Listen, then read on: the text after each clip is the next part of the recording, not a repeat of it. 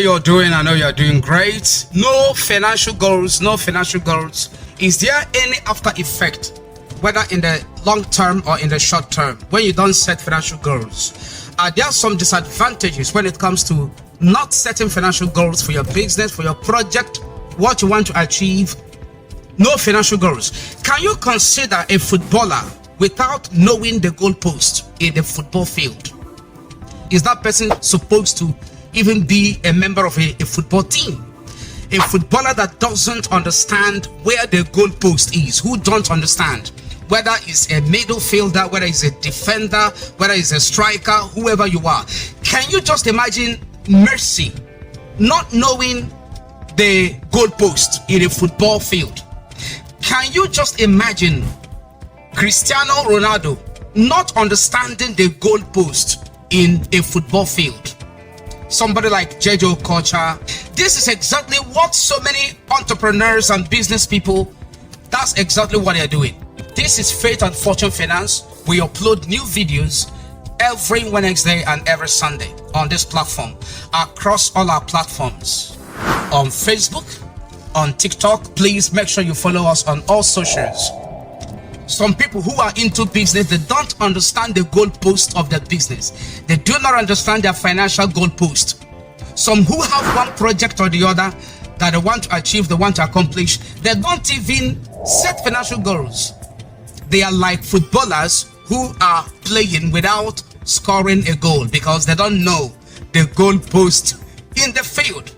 And no matter what you play in the football field, no matter what you play in the stadium, if you don't score goals, your team cannot win. And this is why a lot of business people, entrepreneurs, have been in business, in investment, in savings or budgeting without specific financial goals. That is why they have not been able to achieve results. They cannot score because they don't understand where the goalpost is. And some of them don't know how to put the ball in the goalpost to score a goal.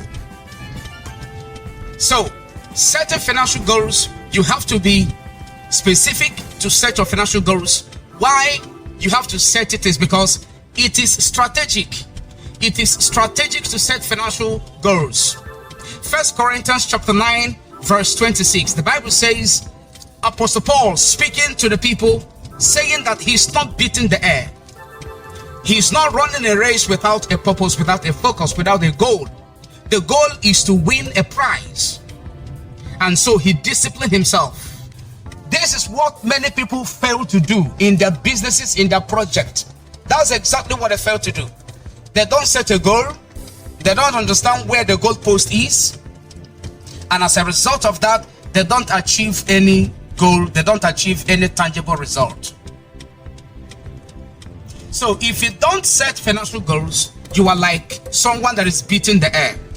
And Apostle Paul says, if I don't run the race with focus by setting the goal, which is to win the prize, I am like beating the air.